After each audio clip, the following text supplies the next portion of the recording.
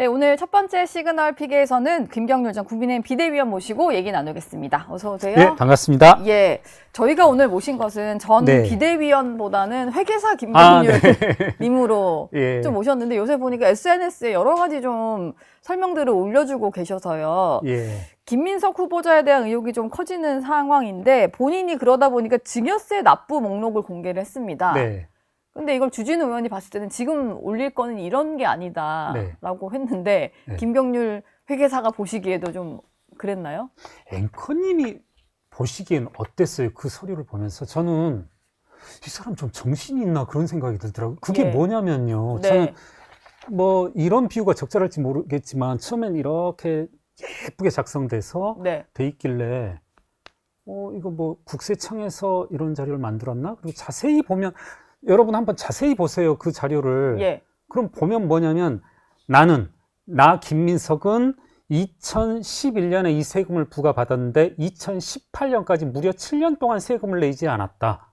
뭐 이런 거거든요. 예. 그리고 어떻게 보면 뭐 저뿐만 아니라 모두가 해당될 겁니다. 중과상금, 뭐 세금의 탄압 뭐 이런 표현까지 썼는데 예. 저도 좀 중과상금이라는 표현이 참 수업 목적으로 공부할 때 듣고 익숙치 않더라고요. 저도 처음 듣는 건데 중과산 증여세라는 게 뭔가요, 이거는? 저도 조금은 노골적으로 말하면 처음 들어봤어요. 예. 중과상금 들어봤고 증여세 들어봤고 중과상금 증여세는 못 들어봤는데 이게 뭐냐면요. 그런 식으로 말씀을 드릴 수 있을 것 같아요. 네. 어떤 우리가 예를 들어서 당연히 세금이니까 국세청과 관계해서 국민의 의무로서 세금을 납부해야 되고 신고해야 되고 이런 의무가 있는데 네. 신고도 안 하고 납부도 안 하고 증여세라고 하는 것은 국가가 고지해서 발생하는 세금이 아니라 본인이 자진 신고하면서 납세 의무가 발생하거든요. 네. 그런데 본인이 신고도 안 하고 신고를 안 하니까 국세청이 기다리다 고지를 했고 고지에 따른 납부 의무 불성실이 발생했을 때 가산금이 발생하는 거거든요. 예. 그러니까 이건 지금 뭐냐면 중과상금이라고 하는 건 김민석이 국가를 상대로 세무당국을 상대로 해야 될 의무를 하나도 안 하고 6년, 7년 동안 세금을 안 냈기 때문에 발생한 거예요. 그러니까 본인의 어떤 네. 문제로 인해서 발생을 한 거군요. 추가로 뭐, 내야 되는 비용이. 네, 전과 8번 너는 전과 16번 뭐 이런 건데 이걸 마치 자랑처럼 써놓은 거죠. 그러니까 조금 이분 좀 제정신인가 하는 의문이 들더라고요. 근데 내가 그 정도로 네. 고군분투하면서 납부를 마치기 위해서 애를 썼고 그 과정에서 개인 간의 채무가 발생한 거다. 뭐 이런 설명을 올리려다 보니까 그것까지 좀 같이 표로 정리를 한 것 같은데 네. 지금 핵심은 그거 같습니다. 사인 간의 채무는 뭐 발생할 수가 있죠. 근데 그렇죠. 지금 보면 의원으로 일을 하는 과정만 딱 또 떼놓고 봐도 네. 들어온 이제 본인이 좀 벌어들인 돈에 비해서 뭐 마이너스 5억이었던 재산이 지금 한 2억대가 됐다는 거잖아요. 그렇죠. 예. 그 차액도 일단 발생을 하고 맞습니다. 또 그 와중에 뭐 추징금도 다 갚았다는 거고 예, 예. 하니까 그러면은 본인이 벌어들인 세비 외에 대체 어떤 소득이 있어서 이게 다 가능했느냐 뭐 예. 이런 의혹 같아요. 한번 지금 뭐 화면에 나갈지 모르겠는데 저희가 제가 준비를 좀 해봤습니다. 예, 새벽에 쭉 이거 한 땀 한 땀 다 예. 뒤지면서 이제 본 건데요. 네. 한번 화면에 나갈지 모르겠는데 제가 한번 말씀을 드려볼게요. 예. 예.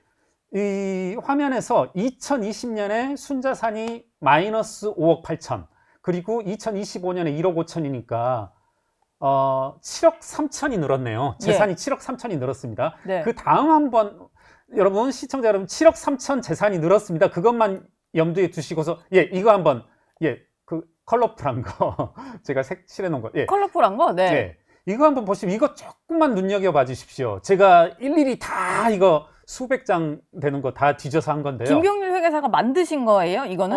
인사청문회 자료 네. 제출된 거 그거 이제 일일이 다 한 장 한 장 뒤져서 만든 겁니다. 아, 그래서 그거를 이렇게 표로 정리를 하신 네네, 거군요. 네네. 기존에 제출된 자료를 정리한 건데 네네네. 포인트를 저희가 뭘 봐야 될까요? 맨 왼쪽이 뭐냐면 5년 동안 2020년도부터 2024년까지 김민석 의원이 받은 세비 총계니까요. 예. 5억 1,400입니다. 네. 단위는 1,000원. 예. 그리고 자 여러분 이제 뭐 연말정산이다 소득세 신고 다 해보셨겠지만 특히 근로소득자분들은 본인들의 지출 중 일부만 노란색으로 다 이제 나오거든요. 네.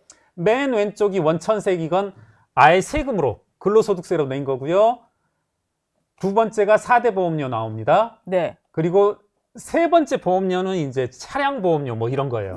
네. 그리고 의료비, 교육비, 기부금, 신용카드 이렇게 해서 토탈 하면은요. 네. 제가 대략 해볼게요. 1억, 1억 5천, 3억 5천, 6억 정도 되네요. 네. 여러분, 아까 제가 뭐라고 했냐면 5년 동안 세비 총액이 5억 천이고 지금 노랗게 칠한 거, 근로소득자분들 아시겠지만 이 노랗게 칠한 게 지출 총액이 아니에요. 예. 하다못해 아파트 관리비도 들어갈 거고 네. 한데 그런 건 다 빠지거든요. 네. anyway, 어쨌든 6억이 총 지출됐어요. 네. 이걸로 보듯이 김민석 의원님은 5년 동안 5억 천을 벌어서 6억을 지출했으니까 마이너스 9천이거든요. 네. 그럼 이 재산이 8억 늘어난 건 어떻게 설명할 거냐는 거죠. 차이가 얼마나 나냐면 한 9억 정도 나거든요. 근데 이제 청문회 준비팀이라든지 네, 뭐 네. 민주당 쪽에서 얘기하는 걸로는 기타 네. 소득이 좀 있었다. 기타 소득도 그래서 제가 뽑아봤습니다. 약간 아, 네. 이게, 기타 소득. 근데 좀 저거는 이제 제출된 자료인 거고 그 외에 뭔가 추가로 낼 수도 있나 봐요. 있을 수 없습니다. 있을 수 없어요. 있을 수 없습니다. 예. 예. 그건 왜 그런 제가 기타 소득이라고 하는 게 이 1,000만 원 미만일 경우에는 빠질 수 있거든요. 예. 1,000만 원 이상이면 무조건 들어가야 되고, 이렇게 할게요. 그러니까 기타 소득은 1,000만 원 미만일 경우에는 본인이 선택할 수 있어요. 종합소득 신고할 건지, 그냥 따로 분리과세 할 건지. 근데 예. 제가 그것도 다 적었거든요. 네. 2020년도에 385만 원, 2022년도 240만 원. 이분은 기타 소득 발생하면 다 이렇게 신고했어요. 이거 제가 이렇게 가느냐 저렇게 가느냐 하면은 모든 걸 김민석 의원에게 유리한 방법으로 다 지금 계산을 해놨거든요. 네. 절대적으로 유리하게. 예. 보시면 사업소득, 기타 소득이 5년 동안 얼마냐면 다 합해봐야 한 1,400? 네.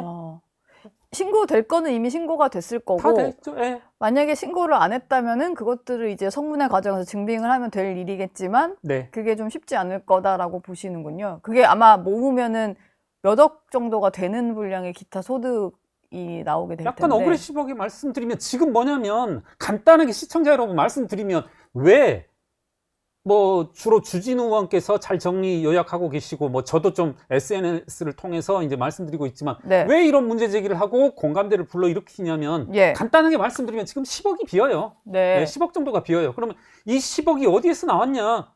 단순한 거죠.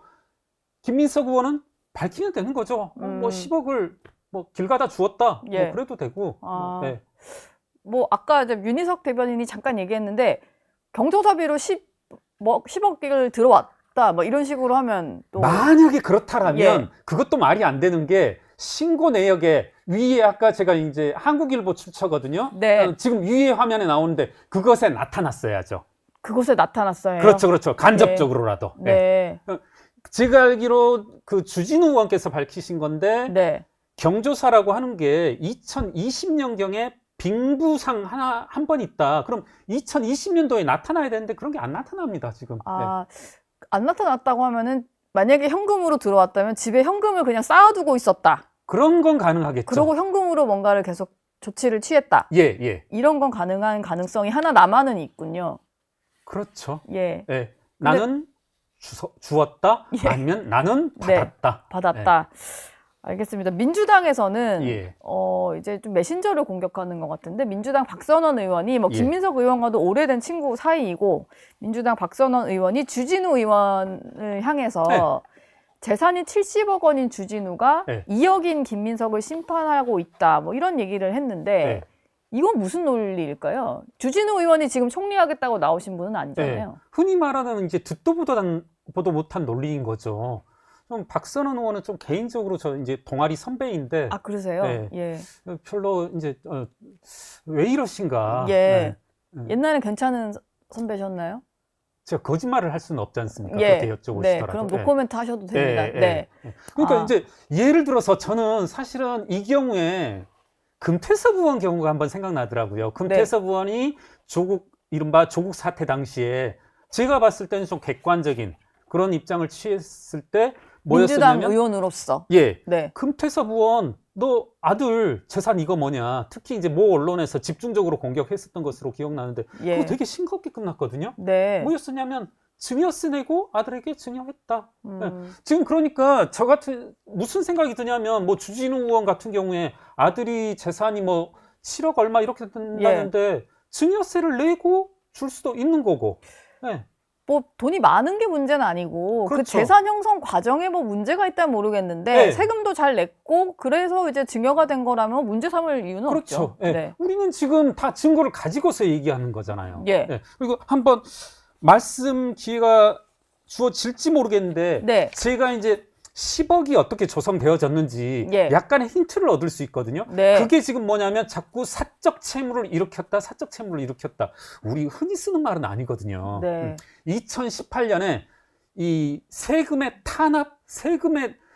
탄압이란 표현을 쓰시던데 세금의 압박. 네. 네. 세금의 압박을 피하기 위해서 사인 간의 채무를 일으켰다. 그게 보면은 실체가 뭐냐면 9분인가로부터 1억 4천을 11명으로부터 1억 4천. 예, 제가 이렇게 헛소리하네요. 아니요, 11명으로부터 네. 1억 4천을 빌렸다. 제가 그리고 계약서들도 쭉 봤는데 우선은요, 이런 말씀을 한번 드리고 싶어요. 그러니까 예. 적어도 제가 이제 세무 전문가, 회계 전문가인 이상 회계상의 이슈에 있어서 세무상의 이슈에 있어서도 이게 빌린 돈이나 아니다가 상당히 쟁점이 되거든요. 난 이건 빌렸다. 네. 그런데 세무당국이 아니야, 너 빌린 게 아니라 그거 네가 빌린 거 아니야, 너 그거 받은 거야. 이런 식의 쟁점이 흔해요. 네. 그럴 때마다 뭐가 최소한의 필요 조건으로 있어야 되냐면 계약서는 아니에요. 지금 이제 본인도 이야기하잖아요. 되게 네. 저 봤지만 허술한 계약서거든요. 야, 이게 정말 김민석이라는 국회의원의 도장이 찍힌 계약서가 맞나 할 정도로 정말 허접하기 이를 데 없는 건데 그건 차치하고서라도 맨 처음에 있어야 될 것은 계좌이체 내역이에요. 그래서 김민석이 11명으로부터 1억 4천을 받았다라는 것을 입증하기 위해서는 그것이 진실한 채무임을 입증하기 위해서는 그게 통장으로 들어왔다는 것을 제출해야죠. 아, 통장으로 들어왔다. 네. 현금으로 받으면은 안 돼요. 인정 안 돼요. 인정이 안 돼요. 예, 예. 예. 아니 현금으로 받았다라고 하면 그렇게 되면 무슨 말을 못 하는 거죠. 예. 지금 사실 또 현금 거래를 그렇게 뭐 또 그런 큰 거액을 현금으로 주고받고 뭐 이러진 않으니까. 그리고 예. 이것도 제가 조심스러운 건데 왜 이 사람은 네. 1억 4천을 한 사람한테 빌렸다고 하면 되지. 응? 아, 11명 1억 4천으로 쪼갰냐. 이게 FIU 규제가 현금 거래일 경우에 1,000만 원이거든요. 예. 잘 아시겠지만. 네. 그래서 11명으로 쪼개지 않았나. 아, 예. 한 분한테 4천만 원 받긴 했던데. 그렇죠. 예. 예. 그것도 근데 1,000만 원 쪼개서 1,000만 원, 1,000만 원, 1,000만 원, 1,000만 원으로 4천만 원이죠. 아, 그냥 횟수가 4번인 거군요. 그렇죠. 일단 뭐 본인은 청문회에서 소명이 가능하다 뭐 이런 얘기를 좀 하고 있고, 또 한결같이 하는 얘기가 이런 건데요. 본인의 어떤 추징금을 내야 되는 그 계기가 됐던 그 사건, 그게 네. 다 검찰의 표적 사정이었다. 뭐 이런 얘기를 좀 하고 있습니다. 네. 그러면서 이제 당시에 본인에게 선거 지원금을 줬던 이제 기업 관계자나 예. 본인을 수사했던 검사는 불러도 괜찮은데 나를 위해서 고통을 분담해준 사람은 무슨 죄냐라고 하면서 이 자금을 좀 빌려준 사람들 예. 이런 분들에 대한 증인 신청은 좀 안 된다라는 뉘앙스로 얘기를 했거든요. 그래서 좀 김민석 의원 총리 내정자가 좀 정상으로 보이진 않는다는 말씀이죠. 예. 네.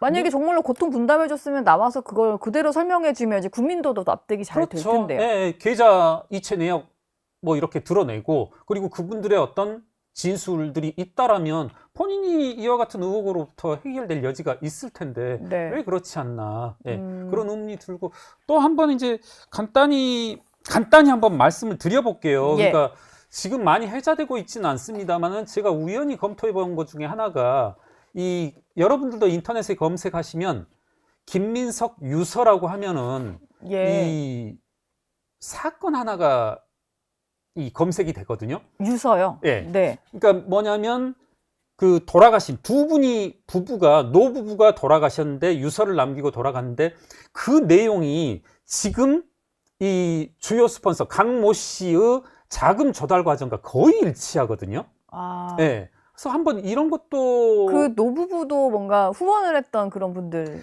제가 처음에는 그 이제 모 언론에 다 전문이 실려 있어서 제가 다 읽어봤어요. 그래서 예. 처음에는 그걸 인용하지도 않고 좀 조심스러웠던 게 요지는 그런 거거든요. 김민석이 요청을 해서 나는 신용보증기금을 통해서 약 10억 가까이를 빌렸고 그 돈을 모두 다 빌린 돈 10억을 김민석에게 가져다 줬다. 네. 근데 이게 흔하지는 않거든요. 네. 네, 본인 사업체를 위해서 10억 가까이 빌린 다음에 사업에 쓰는 게 아니라 김민석이 가져다 줬다. 김민석은 당연히 이제 돌아가시고 난 다음이니까 뭐 힘차게 오리발을 뻗더라고요. 난 그런 바 없다. 네. 이렇게 했는데 전 그래서 이게 야 신빙성도 거의 나도 개인적으로 본 적도 없고 그리고 김민석 의원이 저렇게 부인을 하고 이걸 입증하기 위한 수단은 또 돌아가셔서 없는데 좀 뭐 특별히 문제 삼을 여지가 없겠다 하는데 지금 핵심 스폰서라고 하는 강모 씨가 예. 본인 운영 회사에서 만든 돈도 거의 그와 같은 수법으로 만들어지거든요. 아, 그냥 주목하신 것은 그 흐름이 똑같은 거. 그렇죠. 똑같은 식으로 어떤 자금이 가고 뭐 이런 패턴을 정확히 이게 주목하신 2018년 거예요. 경영에 예. 약 30억 정도가 비슷한 방법으로 조성되고 이때는 이제 약간 의문의 용처로 빠져나갑니다. 회사에서. 예. 예. 일단 저희가 좀 길게 얘기를 많이 하고 있는데 국민의힘은 이 부분에 대해서 좀 지적을 해야 된다는 이유가 만약에 좀 불법적으로 좀 돈을 받는 어떤 정말로 이제 예. 이를테면 뭐 스폰서 관계였다면 이게 나중에 총리가 됐을 때 또 이권이 그쪽으로 통하거나 뭐 이런 또 다른 문제가 발생할 수 있어서 좀 그렇죠. 봐야 된다 이런 논리 같아요. 예, 그렇습니다. 예. 그분 이제 계속 제가 핵심 스폰서 강모 씨 하는데 그분이 주로 이제 인허가와 관련된 사업들을 많이 하시고 예. 인허가 자체가 상당한 이권이 오갈 수 있는 그런 금전적인 영역이기 때문에 상당히 네. 조심스럽게 접근해야 되지 않나 생각합니다. 알겠습니다. 오늘은 김경률 회계사로서 네. 좀 설명을 잘 해주신 것 같습니다. 오늘 말씀 여기까지 듣겠습니다. 감사합니다. 네, 감사합니다.